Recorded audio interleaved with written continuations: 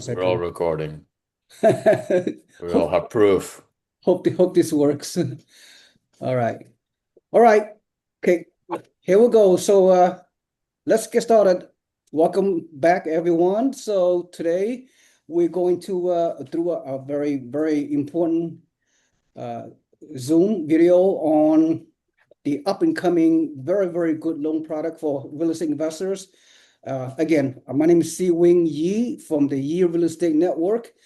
And let me briefly, each of us introduce each other. What I do is I own a real estate investment club, if you will, here in San Francisco Bay Area for more than 20 years. And what I do is over the years, I've sent hundreds of my real estate investors, mainly from California, to buy out-of-state long distance turnkey, mostly new construction, traditional long-term investing in many Sun Belt markets over the years, Florida, Texas, and a few other southern states. Right now our company is pivoting into easily into the co-living space, which is an easy transition for us, for our investors as well. We're very so this is a very exciting real estate asset class, this investment model, co-living, rent by the room model, and except we do it in a very different way. We do it new construction, which is very rare. Most of the co-living hosts throughout the country, partnering through past split, are typically renovated, converted from traditional 3-bedroom, 4-bedroom, 2-bath scenario into 8-bedroom, 10-bedroom, 3-bath situation, and so rent by the room model. We're very exciting. My company is partnering with Daniel Leon and his company Shrcasa, who is one of the nation's leading provider of new construction co-living cash flow properties, 100% turnkey, such an exciting investment model. We're partnering together. And one of the important strategy we have to incorporate is the lending option using. And today is the unique opportunity to go over a very significant strategy that co-living uh, uh, buyers that we need to get into. So with that in mind, we have here Connor Mayner, is the lender, the investment loan agent, who's can talk about DSCR loan, which stand for debt service coverage ratio. Before we do that, Daniel, can you briefly share with the audience what is your background and your company's objective, Shrcasa, and how you help with your co-living investors, and then we'll come to Connor move after that. Absolutely. Thank you, SeeWing. Nice having me here today. Love to see you and my friend Connor. It's going to be a very useful tidbit, podcast of information. I work for Shrcasa Group here in Canada in representation for Shrcasa Homes. Shrcasa Homes is the premier builder of brand new purpose-built co-living homes in USA. We, as you already mentioned, we have partnered together because we are the developer that comes up with all these projects. We build them, we manage them, we make a full turnkey product for all of our clients, our investing partners.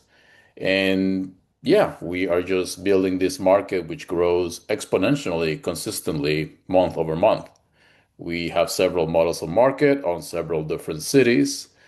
And I think this is going to be really informative because we are the developers, we build, but we often get asked questions about financing, how financing works. And so we have the expert here today who's going to give us some education on this matter so that everybody can understand how this works. Yep. Without further ado, Connor Mayner, if you uh, share with us what is your background and what is your core objective, what you do with the lending portion. All right, thanks, guys. Yeah, my name's Connor Mayner. I am the owner of Ocean Coast Mortgage. We specialize strictly at the moment in investment purpose loans. So anything from DSCR, fix and flip, construction loans, anything for investment purpose, we can finance that, and that's what we specialize in. So the large niche here is pad split, of course, or co-living, depending how you're operating it. So do you want me to go into the slideshow Yes, and I can please. start to talk through it, and then you guys can ask me some questions? Please do so. Yes. Sure.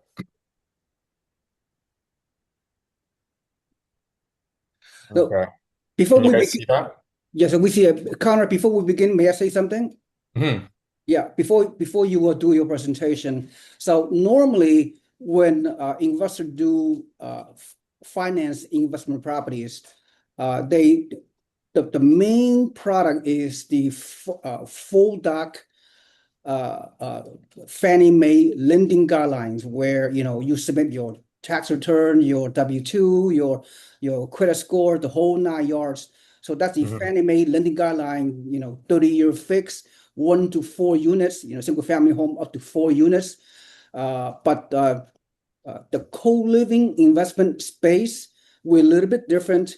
We're early in the game, meaning that the current financing that exists for co-living investors are DSCR loan, debt Yeah, is credit exactly. recovery. Yeah, I mean, honestly, in most circumstances, I don't typically advise for people to go with the conventional investment financing anyways, because most lenders, if not all, have restrictions on how you can finance them, whether it be in your personal name or in an entity.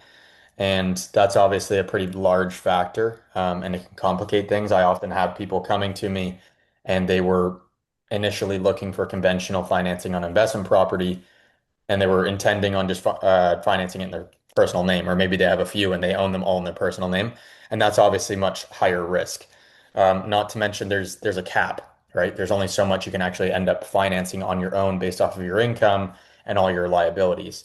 So if you have a Ferrari that you decided to finance, that doesn't matter with the DSCR loans, whereas when you're doing the conventional side, everything matters. So um, sorry, on the DSCR side, none of that matters. They don't take a look at the liabilities of you personally. So it doesn't matter what type of primary home you have or what other liabilities you have or how low your income is, because there's a lot of people that are business owners that don't show a lot of income. So it's a much easier method, and it's much easier to build and scale with the DSCR side. Most of the time, there's not really much of a difference in the rates. It's really just there's a little bit more in fees, but obviously you're paying for an investor product that's actually built for investors. Very good, very good. Yeah. Okay, let's go with your slideshow. I'm fascinated to hear what you All have. right. Awesome. So yeah, this is just the front page. Not much to it here. Second page, you can kind of just read through it, but obviously it just shows who we are. We're pad split specialists. There's not a lot of brokers or lenders in this space that know it, and it can be a large risk if you are going to be working with either a lender or a broker that doesn't actually understand this. They may say they understand it or they say they can finance it, but when it comes to the 11th hour and the appraisal is ordered, or sorry, the appraisal report comes in, then the lender starts to get their back up because maybe they didn't truly understand how this property is built or laid out, whether it be this purpose-built property or if it's an existing home. A lot of them don't have a true living space, and most lenders don't like that. And especially when it's a property like Shrcasa's and say it's a 7 by 7, that gets a lot of lenders back up. So we obviously have a proven process and we know where to send these loans based off of experience. So, and then you go to the second portion here, DSCR lending. I kind of went over that. The difference with DSCR lending, just to kind of go into it a little bit more, DSCR lending and conventional. So conventional is going to be DTI loans, right? Debt to income, and they're going to be taking into account all your income and liabilities, and you need to qualify off of that. Not just that, but there's more restrictions because obviously it's for Fannie and Freddie regulated, and there's more red tape. Whereas on the business purpose side for the DSCR loans, it's not regulated like that.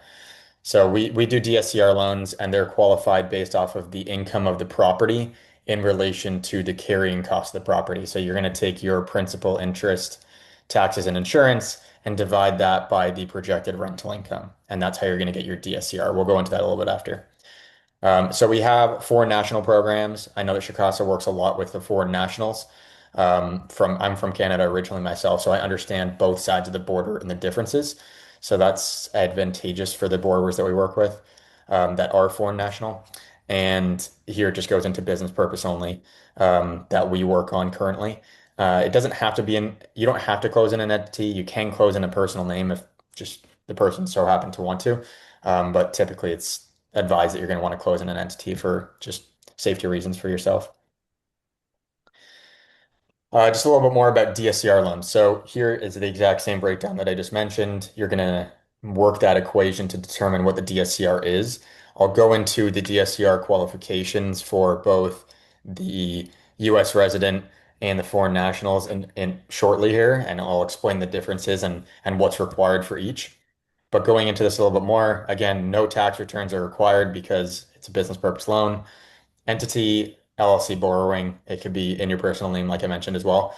And we can finance them with long-term or short-term rental underwriting comps. So what that means is you're you're preferably going to want to underwrite it based off of long-term comps because it's going to get best pricing.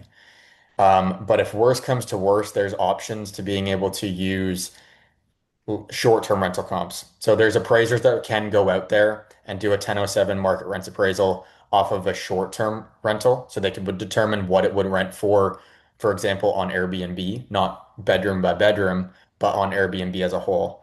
And you can also, some lenders allow you to utilize AirDNA. AirDNA is a platform that looks at all the Airbnb or Vrbo properties in the area, and it will determine what that property would be able to rent for on a nightly basis.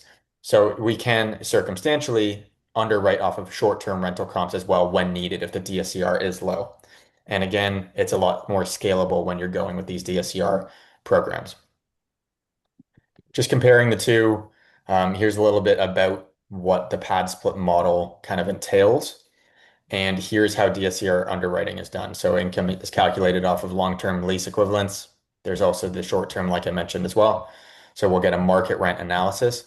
Um, depending, yeah, you would typically just do it off of market rents because most of the time the people aren't going to have an actual master lease that you can utilize. But if it was an existing home, let's just say for a refinance, you can use a master lease if it was utilized in that manner. So the lender will view the gross monthly rent versus the PITI, same as how I mentioned over here, the calculation. The DSCR thresholds, this is something I'll go into in the next slide here. So this is for the US citizens. The max LTV that you're going to typically see on a purchase is 85% for a DSCR loan. I don't typically advise for my investors to go with an 85% product because the rates are considerably higher than they are when you're at 80 or 75%. And obviously, it's harder to qualify at 85% if not only is the loan actually higher, but the rate's higher. So your payment in total is higher. So you would need a very good market rent in order to even qualify with the DSCR for that product.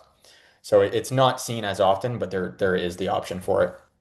And obviously, when it comes to pad splits and co-living in general, the main name of the game is cash flow. So you don't really want a higher balance and higher rate because it's going to eat into your cash flow, and that's the whole purpose of this model.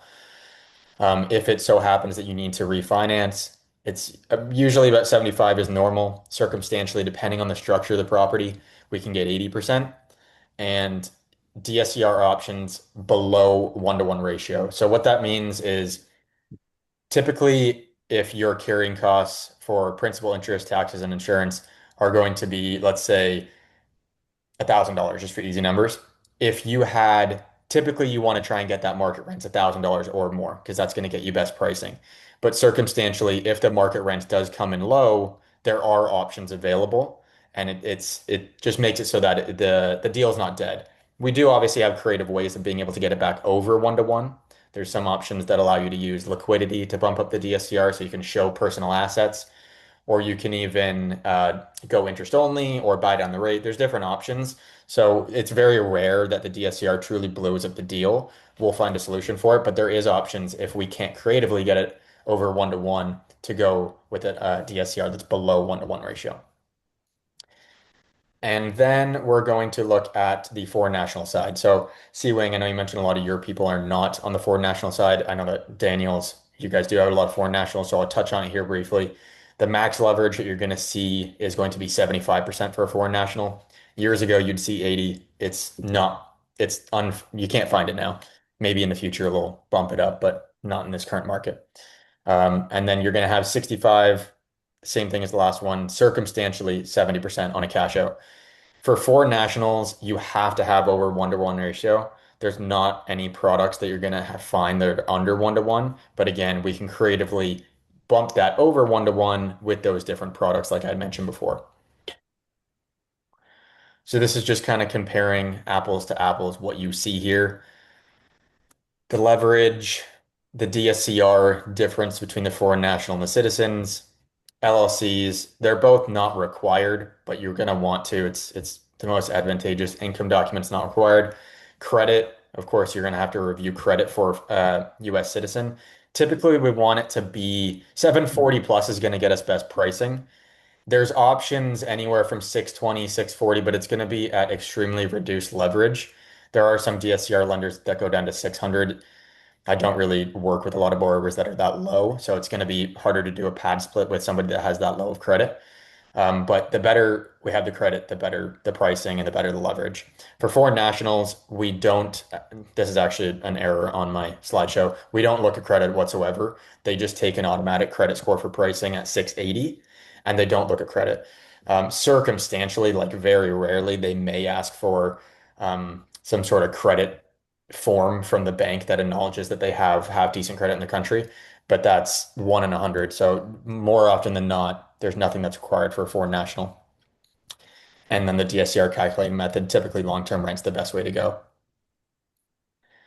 Now we're going to go over some of the documents that are required. And this is going to be a main difference between your standard conventional and the DSCR side. So just as any other loan, government issue ID. If you're foreign national, we're going to need driver's license and passport. But if you're just resident, then just government issue ID, driver's license is best. And then you're going to want to provide the LLC documents. It's always best to structure your LLC in advance. I often have clients that will purchase a property, get under contract, and then I have a conversation with them and they haven't set up an entity, and that could take a week and a half. And then obviously that kind of sets us back from being able to fully progress the loan because they can't set up their business bank account until they have their entity formed. So it kind of puts a delay on things. So especially when we're buying these purpose-built homes, we have time while the property is being built. So it's really important that they get in touch with somebody like myself because I have the contacts to being able to introduce them to somebody that can set up these entities if they need, and we can get that ball rolling really quickly so that it's not scrambling when we're actually trying to fund the loan. So you're going to need the LLC documents, operating agreement, articles of organization, EIN letter, certificate of good standing, just super standard stuff. Connor, to Connor, if I understand correctly, there are two ways to finance on a DSCR Mhm. loan on a past split co-living property. One way is you buy under your name, or and the other way is buying under the entity's name. Mhm. And in ideal scenario is around 25% down payment with a FICO score around ideally 740 and above. So it doesn't have to be, it's not a must requirement for LOC. You can do No, but it's first always payment, advised, right? Just for protection issues, because right, people could get sued and then they could go right, after your own personal home or their other assets. So, yeah, it's always advised. And some people go through with the method of closing in their personal and then deeding it over to an entity after. And you can right, do that. And more often than not, it's probably not going to cause a problem, but the lender could call the loan due. Like it is possible. So it's right. best to probably avoid that potential problem and just do it from the start. But yeah, Good to know. Thank you for the clarification. yeah, All of right. course. Continuing forward here, obviously just the executed purchase contract. I would get that from the builder, the realtor, whoever's involved in the transaction. the appraisal to determine the value as well as the market rents, the current lease agreement, if that even makes sense, because obviously for these pad splits, it's not really too applicable. Um, there are some lenders that allow you to actually underwrite the file as a pad split. It's not common. There's really not a lot of lenders out there that finance these properties, right? So I spent a lot of time making connections and searching for the lenders that do them and understanding how they underwrite them. So based on each file, when I have my client complete an intake, and I know how many beds it is, how many bathrooms, if it's occupied, if there's a living space, if there's a dining space, all these different factors, I know where to send it, that it has the best likelihood to get approved. There are lenders that are coming out with some programs that allow you to use the rental income from the property if it's already rented. Obviously, with a purpose-built home, since it's not fully occupied, then you're not able to use the projected from an room rental. But if you were to ever refinance that purpose-built property, then we could look at a product like that. Otherwise, we just go through with a method that I mentioned previously, where you get a long-term rental market rent appraisal, and that's how it qualifies. So going on from there, HOA documents not applicable. And for the financial assets, we're just going to need 1 month of your bank statements to show for the proof of funds. And what's unique to the business purpose world is we don't source large deposits. So let's say you set up your business bank account and you had $150,000 that you deposited into the account for down payment, closing costs, and reserve. We don't have to show where that came from. It could come from an outside investor or it could come from your savings account or wherever. And they don't actually source the deposits, which is absolutely insane if you ask me, but it's how it is. So, and then you drop down to proof of reserves. Most of these loans require a 6-month reserve of the PITIA. Um, Sometimes 12, and sometimes it makes a difference on the pricing. If you have a 12-month reserve, it may make a difference on pricing getting a little bit better, but more often than not, it's just a 6-month reserve that's required. You don't need to provide these funds. It just needs to be shown in a account to show that you are not going to be stuck in a sticky spot if you didn't have it tenanted right away. And Okay, then I'm sorry, PITI, I know is the principal interest taxes in insurance. What does the A stand for? honestly, that's an error. Oh, So just disregard that. Yeah, I had Claude help me with this, and I don't okay. know. Yeah. You meant PITI, PD. Right. Principal interest taxes and insurance. Yeah, Got it. Got that's it. how it rolls off my tongue. It might mean, I don't know, HOA. I don't know what that is. Right. Association dues is probably what that is. Yeah, that's what that is. Association dues. Got it. Got it. Makes sense. Um, okay, so now this is just the foreign national versus the thing. I scrolled incorrectly. This is the foreign national documents, not too far off of what the other ones are. Like I said, you're going to require two forms of ID. If you have an ITIN, then we can kind of proceed like in that manner. If you're going to be closing under an entity, you need to make sure you're doing it well in advance if you're a foreign national because you don't have a social, it takes typically 6 to 8 weeks for you to obtain an EIN number. And that's what you need. You need it for financing, but you also need that to set up a business bank account. So if you're waiting until the 11th hour to set up your entity, thinking that you can just do it quickly because it only takes a week and a half to set up the entity, there's going to be a big surprise because it's going to delay us drastically. And we have had that situation where a foreign national doesn't understand that it takes that long. So make sure that we are doing that well in advance. Same thing for the documents. For closing, we're going to want 1 month's bank statements. We don't need to source the deposits. Reserves, 6 to 12 months of the PITIA, and then the executed purchase contract, appraisal. This is 1004 is the standard appraisal, and this 1007 is the market rents. It's just the lingo for it. Current lease, if it's an occupied pad split, if we're able to fund it in that manner, like I said, for that specific loan product, and then HOA documents if it's applicable, but it's not typically so. That's the main part of the slide. I'm sure you guys probably have a few questions. Here are my contact details.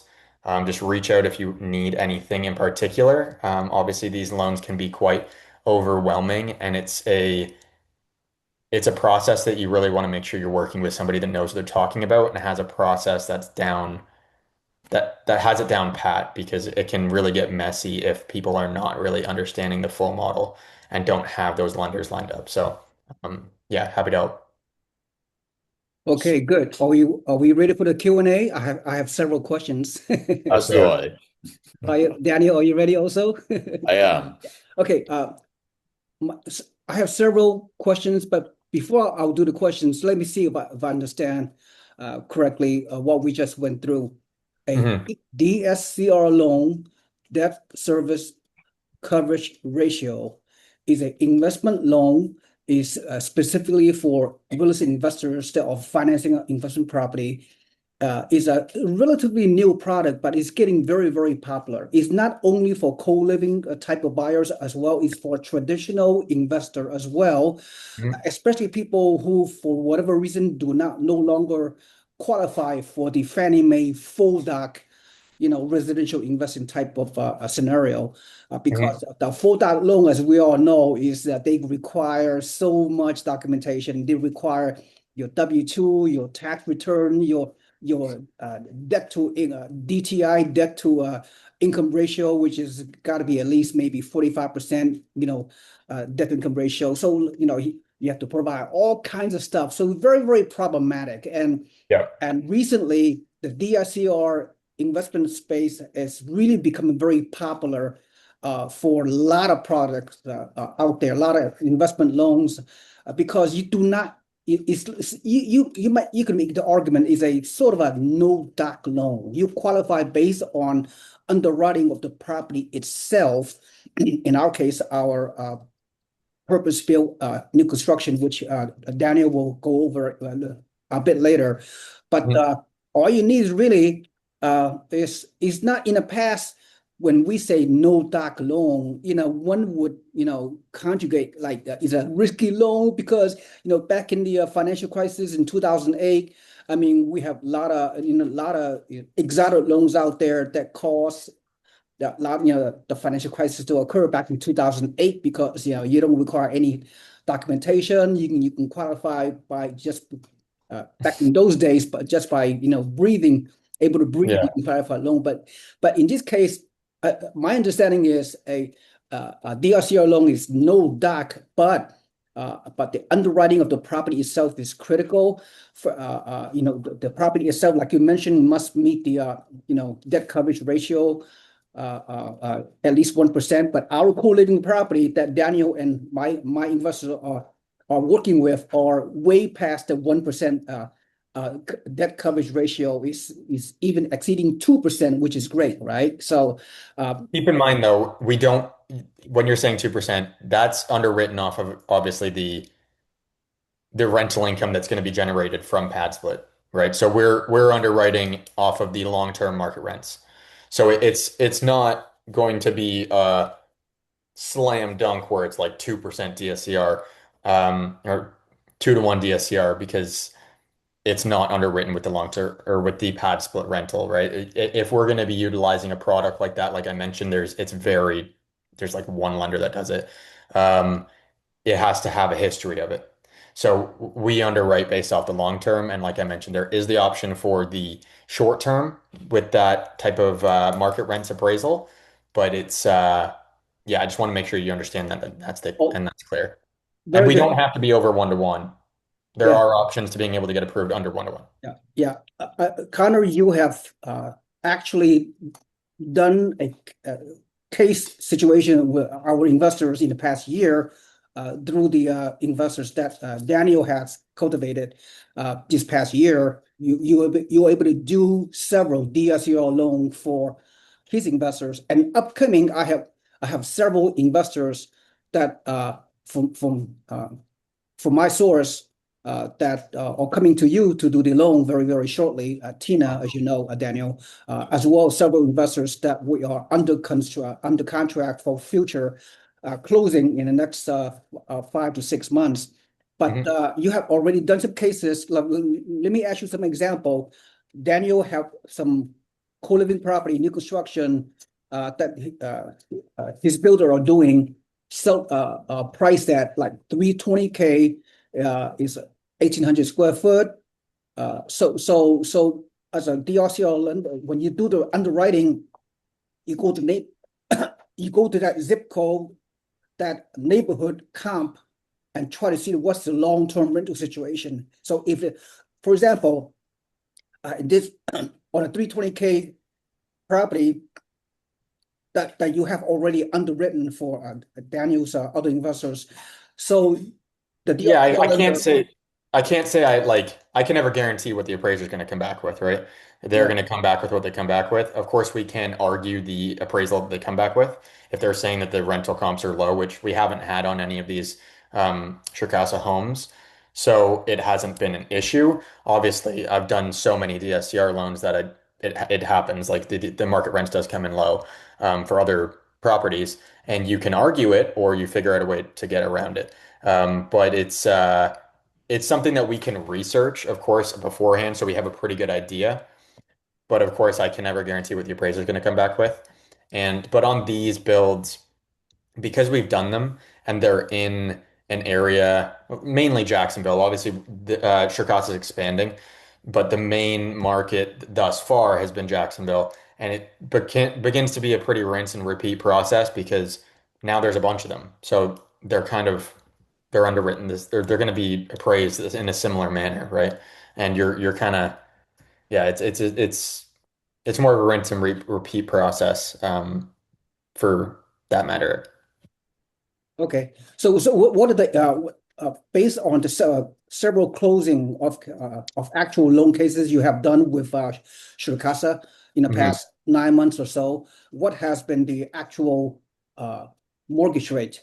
And is it a 30-year fixed rate, or is it a Yeah, it's 30 year fixed. It's really hard to really say on here because I mean the rates fluctuate so much. So I'm going to be kind of broad and it's obviously so dependent on the person's credit and how much they put down. If they put 30% down and they have an 800 credit score, it's going to be way better than somebody that has a 680 credit score and they're putting down 20%. So I would say, and rates in February were significantly lower than they are now. So I would say we're currently, because it doesn't really benefit to say where they were a few months ago. And obviously these are kind of fluctuate, but if you're 20% down and top-notch credit, you're probably in the range of 6.6, 6.7. And if you're 25% down, you're going to be more like 6.3, 6.5, somewhere in around there. Is that for American or foreign nationals? If that's for Americans. Foreign nationals, you're typically 0.75 to 1% higher. Got it. well, Yeah, we're mainly in for foreign nationals 7.3 to 7.6. you Gotcha. know, for the audience out there, Connor, that's very good rate. This is Right. almost comparative to the Fannie Mae full doc Exactly. residential investing, 25% down payment. Yeah. Because right now the market rate is around 6.6% according to Mortgage News Daily. So what I hear from you is in the mid sixes on a 30-year fixed rate on a no doc DSCR loan for co-living finance borrowers. To me is a very good sign. I It's mean, perfect. There's something I want to mention because there's a big difference between the conventional and the DSCR in this factor. So the DSCR loans typically have a prepay, okay, and people get their backup because it's not normal for your conventional loans. But we don't have to have a prepay. We can structure it however we want. The larger prepay we choose, the lower the rates. So the way I structure this conversation with every investor is what are your goals and how do you envision utilizing this property? Because more often than not, especially if it's a purpose-built property like this, like you're probably not buying it to sell in a year or two. So, and then people will say, well, I feel like I might want to refinance in a year. Well, you're not going to refinance in a year probably because it's going to cost you $10,000, $12,000 in closing costs to do that refinance. So our rate's going to drop significantly enough in a year or two that it's going to offset the cost of a $12,000 closing. Probably not. You're probably going to want to wait it out a little bit longer. So most investors will take a 3 to 5 year prepay, but for every investor, I provide a quote sheet and I'll like, show them exactly what rate options they have with that different prepay. And if they want no prepay, that's fine, but we just structure it accordingly to however they feel they're going to utilize the property. Totally understand. So let me ask you a follow-up question. Now, yeah, my investors, they can come in with at least 25% down payment. Their FICO score is at least 720 or higher. So because I pre-qualify them pretty closely before I send my investors to Daniel to purchase his product through Shrcasa.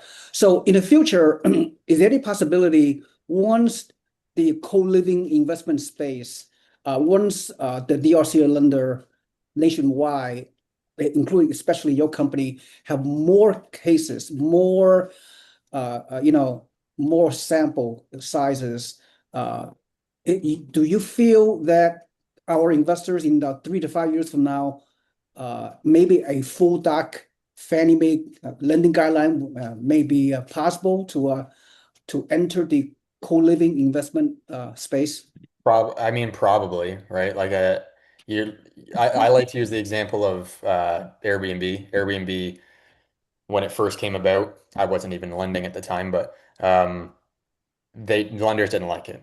Everybody got their guard up again Yep. about it, and then now everybody welcomes it. So I'm sure it will get to that stage because it's going to be so common because the cost of living increasing that people have to utilize this type of tenancy.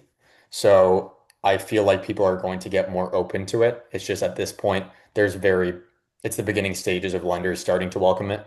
Or um, yeah, I'd say that's how it's done at this point. Um, but like you said, I mean, it's not real to me. I don't really see why investors would want to go with the conventional side. It's harder to qualify for most people because DTI gets pretty high pretty quickly.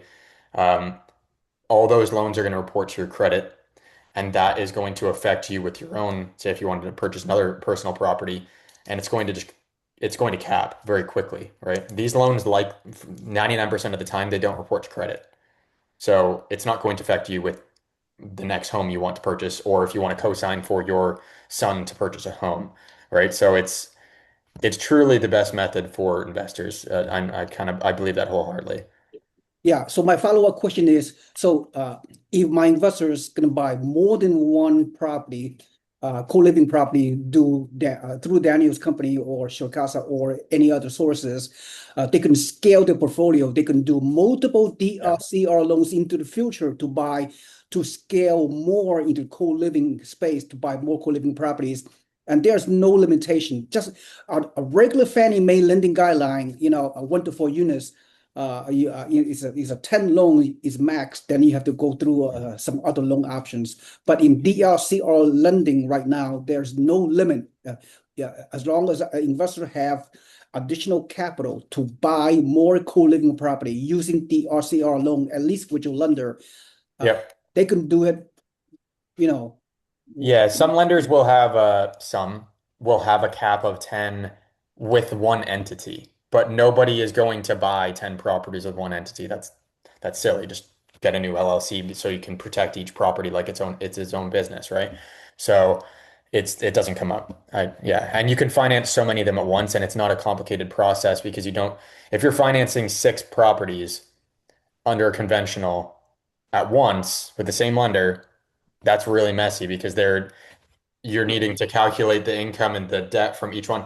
I'm financing 6 for one client right now that he's getting through a 1031 exchange, and they don't care about the other one that's going on. Like you're just processing each of them in unison. So it's more seamless and just yeah, it's an overall better product. All right, okay. I have a very important follow-up question, and Daniel may chime in very shortly. I think he has some good perspective. So the product, my investors are already purchased and about to purchase two co-living model through Shrcasa, through Daniel.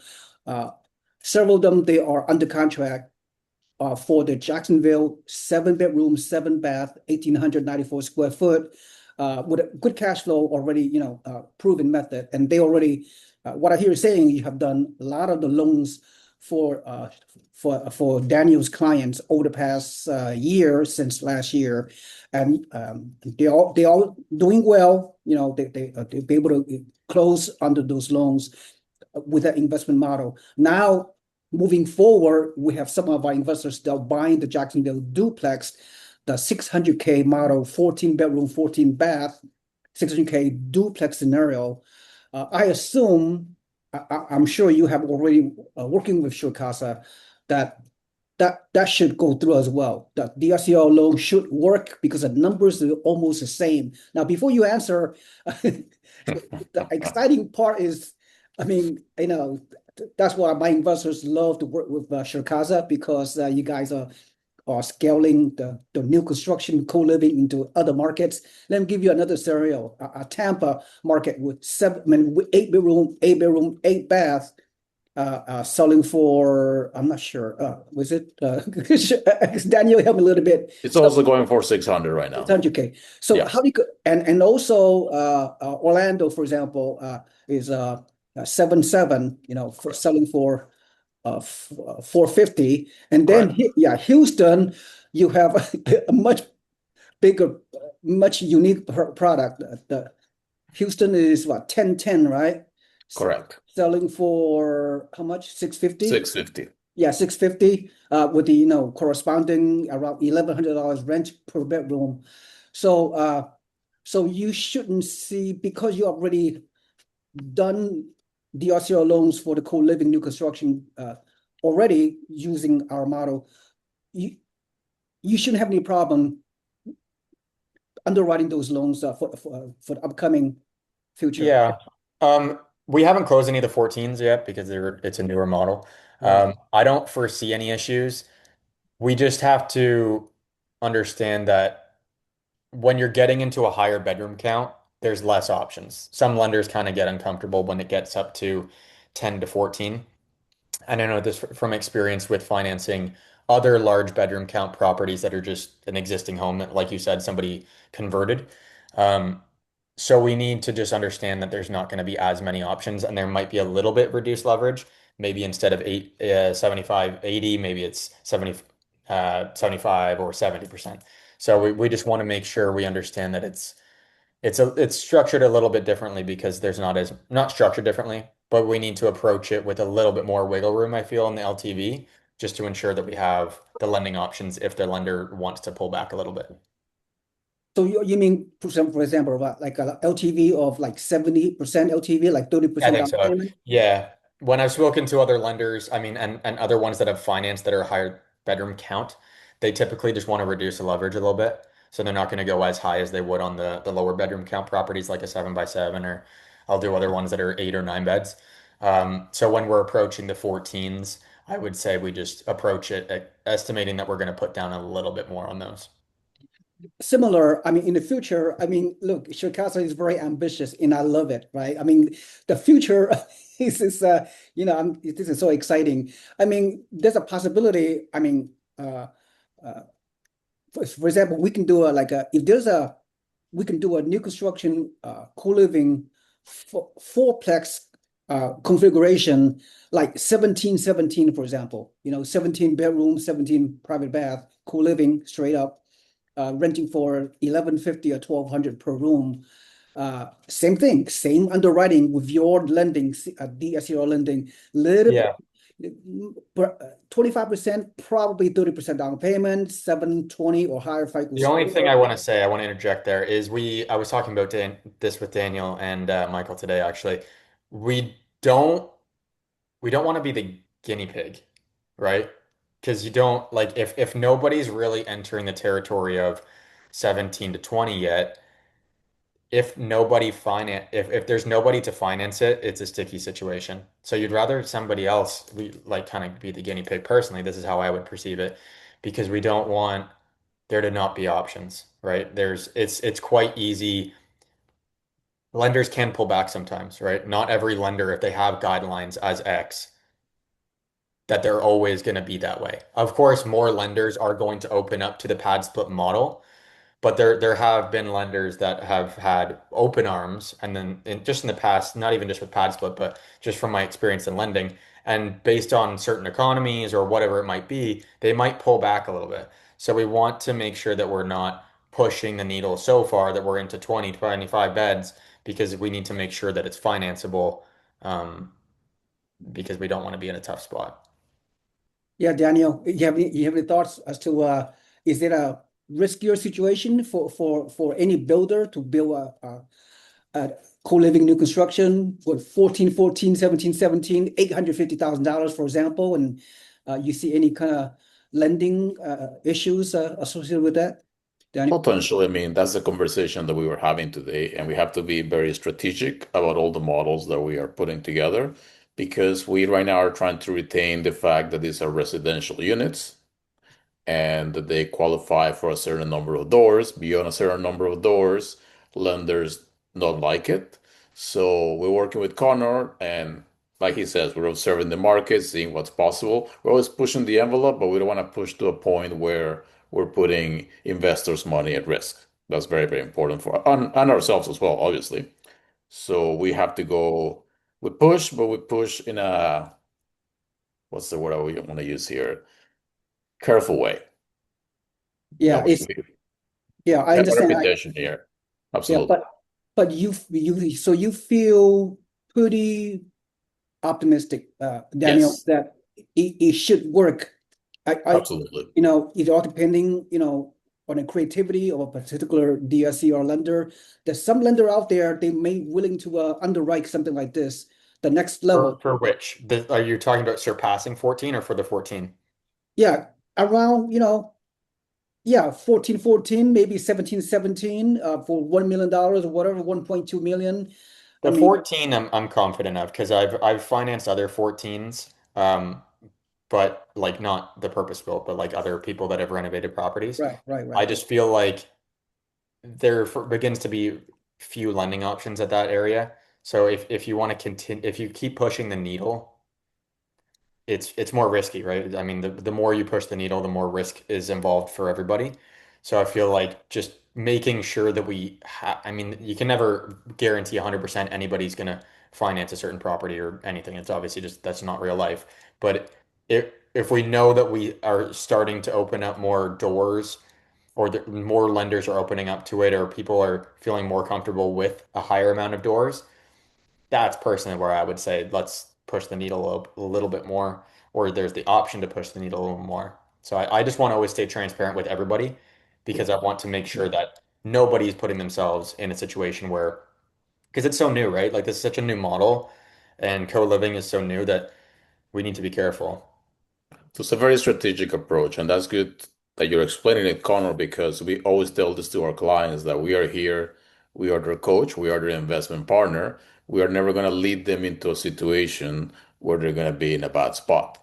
So we will only do bigger things when the bigger things make sense. Right now, we're doing it, but in a very controlled manner. Once the option becomes available, the sky's the limit. Absolutely. We will see what can be done. Yeah, exactly. Because across the country through Pass Split, we already have 30,000 units spread across 30,000 hosts spread across 40 different markets in the US. So Pass Split and a co-living investment model is exploding. So we have to believe there are lenders out there, especially DSCR lender like yourself, like your company, Connor, are really are trying to be creative, but you do it right, you do it in underwrite in a very cautious manner. We all agree, but it is coming. This kind of investment model is coming. Yeah, because like I said, co-living model is exploding in popularity. So the lending environment needs to open up, needs to have uh, uh, very good products to that can financing is so important, right? Nobody want to buy with all cash. They can finance with 25% down, 30% down, and we still have a competitive rate similar to a full doc lending rate, Fannie Mae rate like we do right now. So that's a major benefit. So, Daniel, let's go over this past year or so. You have a lot of clients that Connor closed Mhm. a DRC loan. Daniel, can you share based on the pro forma projection that we have with the with the current model, the Jacksonville models, the 320K model with 7.7. Uh, and Connor, because you work with the investor buyer pretty closely with Daniel's clients. So are you seeing those scenario whereby the cases you have closed the past year, Daniel and Connor, you've seen that the pro forma we created, whereby each room renting for $1,000, for example, in the Jacksonville model, the 7.7 model, 1,800 square foot, and are you getting like 95% occupancy rate, or you getting the $1,000 per room per member, Yes. and are you getting low eviction rate or less than 1% eviction rate, and typically people are staying on the average of 6 to 8 months, uh, typical per member, according to the past split model, the expectation. I mean, are you seeing that, or you exceeding that pro forma scenario based on the cases that already closed, Daniel? I would say so far our numbers closely match the underwriting that's based on the platform's numbers. So, so it's always impossible to predict which area would be slightly more occupied than the other. We underwrite as close as possible. Still, based on that, we have homes that are fully occupied and have been so for months now. We have others that are being a little slower, but still we see people coming in. So it's working because there's a lot of demand in that market. So so far so good. We are experiencing numbers, like I said, in line with what the platform is quoting. So the average occupancy in Jacksonville is well over 80%. That's the average. And that's pretty much what we're seeing between the average and 100%. Sounds good. So moving forward, the other markets you have, like in like I said, Jacksonville right now, the single family home and the duplex model. Then you have the Tampa single family home model, 600K. It's kind of weird configuration. Orlando 450K 7.7 model, Correct. and then Houston is 1010 at a price at 600K. It's kind of very unique configuration. Yeah, each So city and each market has a very different profile, very different costs, and that's the reason why you see price fluctuation. Like a 7.7 in Jacksonville will not cost you the same as a 7.7 in Orlando, and vice versa. And we're very strategic. We tend to design our packages in a way that makes sense for each city. So they're all considered single family residential, multi-generational homes, but the variety you see is based on the cities that they're built in, the market that we are targeting with each one. Connor, if you allow me, I actually want to play the role of an investor for a second. And although your presentation did cover most of these are the questions that people hit me with pretty much all the time regarding lending. And a Mhm. lot of these are going to come from the perspective of a foreign national, usually a Canadian, who is not used to the US market and the advantages that it provides for business and investors. Now, the first one is my favorite one and the easiest one. Why should the investors that we bring, that SeeWing brings, etc., why is it so beneficial to work with you versus them finding some other lender themselves or using whatever lender they use for every other project they've done? What's the gain here? Yeah, I think I touched on it a little bit, but Yeah. it's people. There's only a few brokers in this space, and I mean, I could say I'm the only one, but that wouldn't be the truth. There's a few, genuinely, literally only a few that really understand this model. And if you're working with somebody else that is not one of those people, it's going to be higher risk for you just strictly because they don't understand it enough and they don't have lenders that understand it enough. They might say that they do, or they might say they feel that they have an option for you, or they may have even spoken to that lender and Right. said, "Oh, no, I spoke to my lender. We're okay. We're going to be good."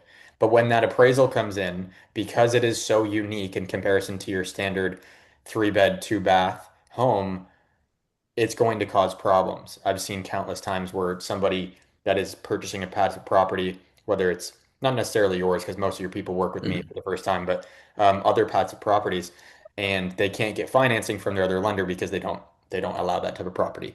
So Correct. So there is a risk that that's actually a big concern. You might not be right able on. to close when closing comes up because Yeah, the lending didn't go through. So I exactly. always tell people this, but I just want to reiterate that because it gets lost between the explanation why it's so important to work with someone that is an expert basically in this type of financing. Now, Exactly. Yeah. Very niche. So you have to be careful. You don't want to get to the 11th hour, correct. week before closing and everything blow up and then now you're scrambling.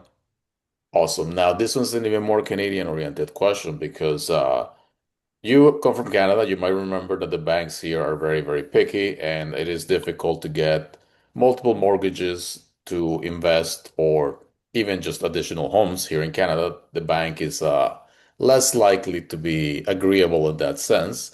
So Hmm. sometimes when I try to explain DSCR to Canadians, they're almost in disbelief.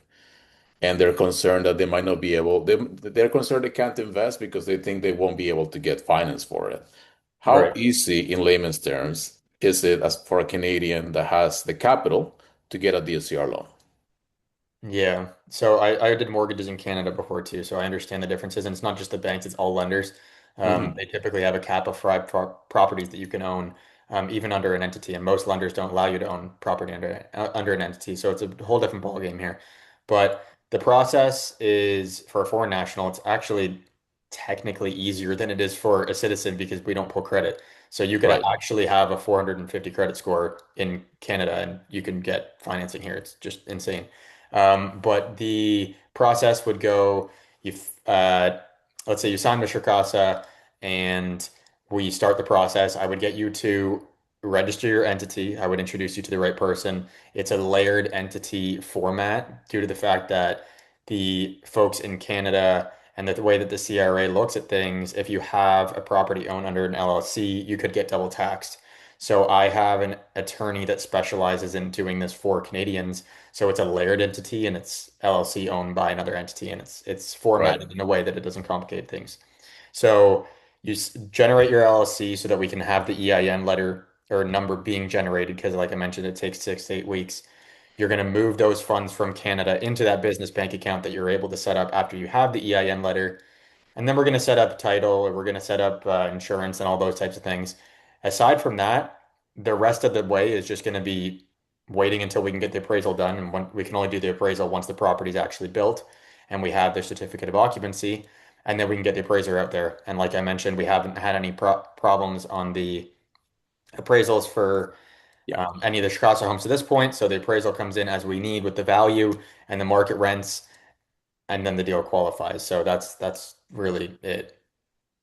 Right. Yeah, it sounds super easy. So technically speaking, and again, I'm narrowing it down by quite a lot. As long as I have the capital and I go through the process, it's not guaranteed because that's not the right word to use, but it's very close to, it's a very, very attainable loan. It's a pretty simple process. We just want to make sure we're well organized in advance, like I mentioned, because things could come up if we're not organized. Right. Um, and then, yeah, we just need it all comes down to the appraisal with the market rents, because that's what DSCR is really all based off of, right? If the appraisal goes well, you're going to have a pretty good time getting the property.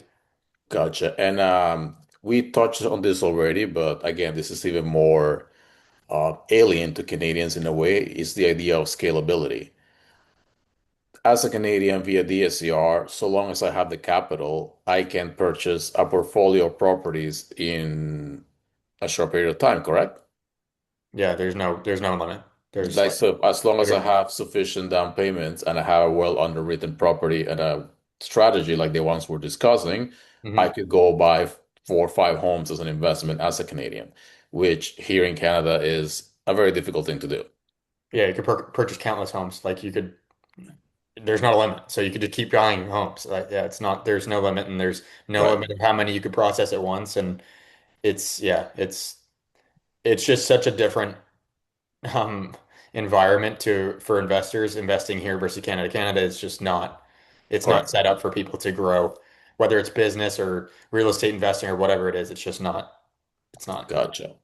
And the last question, again, foreign national oriented, not just Canadians, is sometimes people don't understand that the closing cost in this kind of loan is higher than what they might be used to. Is there a Yeah. short answer that can explain that to them? Yeah, they're considerably higher. I mean, like let's say Mhm. you were to buy a home in Canada, depending on the province that you're from, most people are from Ontario, you would estimate that there it's about a 1.5% would be your total closing cost. So if you bought a $500,000 home, um, which I guess there's not many of those these days in Canada, but Not really. that would be 7.5K for closing. Right. Whereas here, if you buy a $300,000 home, you're probably going to be looking more like 12 to 15, right? Right. Obviously, that doesn't just multiply. And if you buy a $600,000 home, it's now going to be potentially 30K because there's obviously fixed costs. Like there's a fixed cost for title, there's a fixed cost for the lender fees. So it's not going to double in price. You're really, I would provide a fee sheet to somebody if they had specific questions, but Right. the minimum you're going to see is around 10. Anywhere from 10 to 20 is going to be pretty normal depending on the property value. Got it. Yeah. It's just a more complex process in a Yeah, way. the reason for it is there's lender fees, there's broker fees, there's title fees, there's government fees, there's prepaids. So you're going to have to prepay your insurance and prepay your taxes, your property taxes, and then there's escrows. So the lender's going to want it's less escrows are essentially a reserve that the lender wants to have collected and pooled for insurance and taxes. So all of that combined, it ends up getting a lot higher than it is in Canada, but comes with the territory. Obviously, there's I far mean, yeah, higher appreciation and cash flow here. it's the cost of entry of buying into a market that's much more business friendly and that actually allows you to scale your properties. So Mhm. it makes perfect sense, but it's a common question that I get when they see those numbers. They don't understand why. So And the like just adding to the difference in Canada from the US, it's a lot of people will invest in Ontario, and that's just a horrible idea. And I've experienced that myself. Is you can't kick anybody out, right? Like if there's an issue, if there that truly is is a an issue. different problem altogether, and I 100% agree. We don't invest Yeah. there in that Yeah, anymore. it's there's problems because you can't the Correct. landlord and tenant board takes a year to get in and people take advantage of the system, whereas a lot of places in the US don't have that. Absolutely.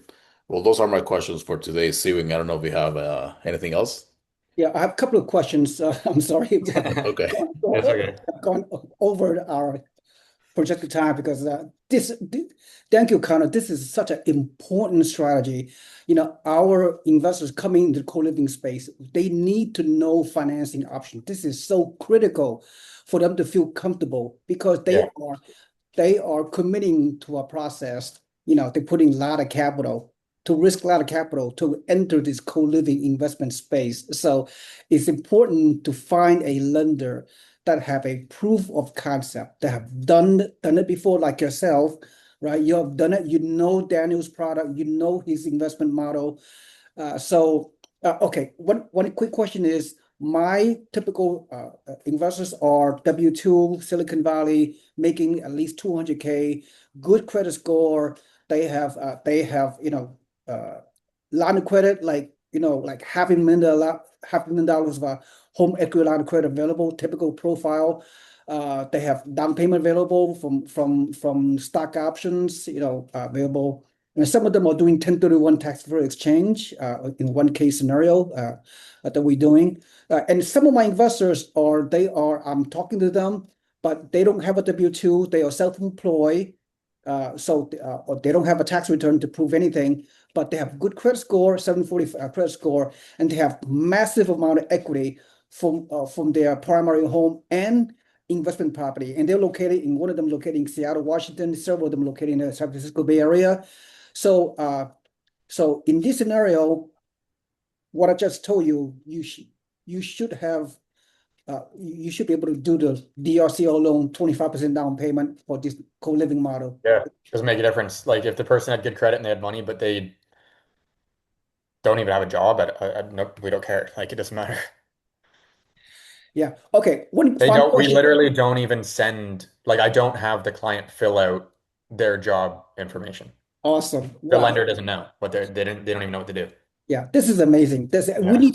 We need to educate our buyers, right? That the I DRCO loan agree. is very powerful, is not a high risk situation, is not the subprime lending scenario. No, not at all. The underwriting really makes sense. It's a low risk profile. So my final question is, before we go, I really appreciate all of you guys' time. So moving forward, Connor, moving forward, now that the past split model, the co-living model is exploding, whether it's new construction or typical renovated, converted properties all over the country. So what do you see the lending option available, DSCR loan or otherwise, in the next 2, 3, 4, 5 years? What do you see the adaptability and with the lending portion to help with the co-living investment buyers out there for the first. Like, how do we see it kind of opening up? Mhm. Yeah, I mean, it's hard to predict, of course, because it's just I wasn't around when they had the launching of the Airbnb and lenders kind of getting familiar with that. I think it was like 15 years ago. I was not even in high school. Um, but um, the the way I see it is, like I said before, it's not going to be able to be ignored by lenders because people are struggling in different areas of the country. So it's going to become a very normal thing for people to have to live in properties such as this. Um, for affordability. So lenders are going to open up doors to it. I've already seen lenders that like there was a pilot program that I was a part of for a certain lender, like I mentioned, that has the program where you can utilize the history of the room rental from pad split for like if it's a refi or something like that. Um, and now they're launching that to other brokers. Not that there's a lot of brokers that are familiar with this type of product, but it's available. So they're pushing it out more. So people are starting to become more familiar with it. There's still not a lot of lenders, but I have a lot of relationships with other lenders that I've called countless times and said, I need you to let me know once you have a product or maybe you have um, more of a appetite for this type of loan, so then I can get them in my system and start trying to submit loans there. So I'm always trying to figure out where it's growing and where lenders are opening up to it, but we're not there yet, but it'll get there, I'm sure.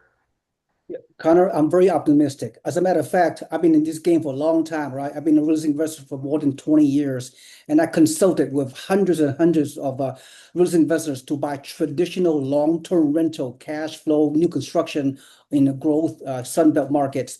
I believe the co-living investment model is a up-and-coming real estate asset class, which will compete and even exceed the short-term rental Airbnb Oh yeah, model.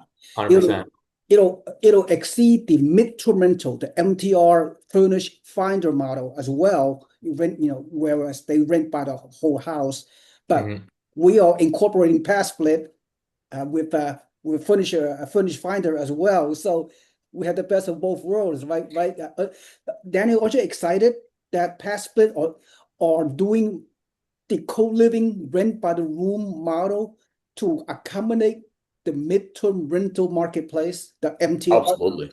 That is Absolutely. absolutely amazing. We have the workforce housing marketing, which Plasma is already doing, the working class model, investment model, and we're incorporating the midterm rental furnished finder model, right? Connor, I'm sure.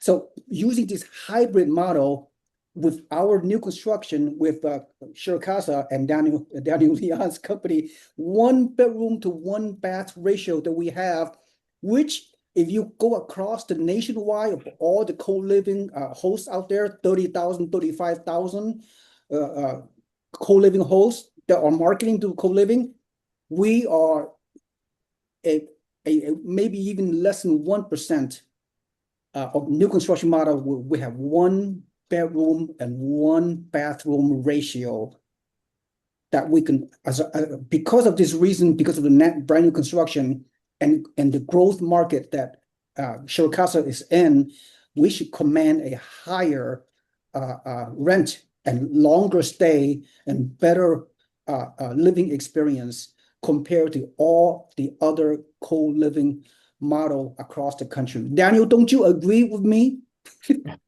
Yes, I do. Absolutely. We're very excited for the future. There's so much to build, so much to do, and that's why we're here together to help educate our investing partners in what's possible. All right, very good. We have way exceeded our time. Thank you so much. If we have nothing else go to say, thank you so much, Connor Mayner, for your insight. DRCR lending, the co-living model is not, it's a niche situation. Like you said, not many lenders or understand this co-living model. You do, so you have a great situation to help us as a team to help our investors. So Daniel, Leon for Shrcasa, thank you for attending. Thank you for having me.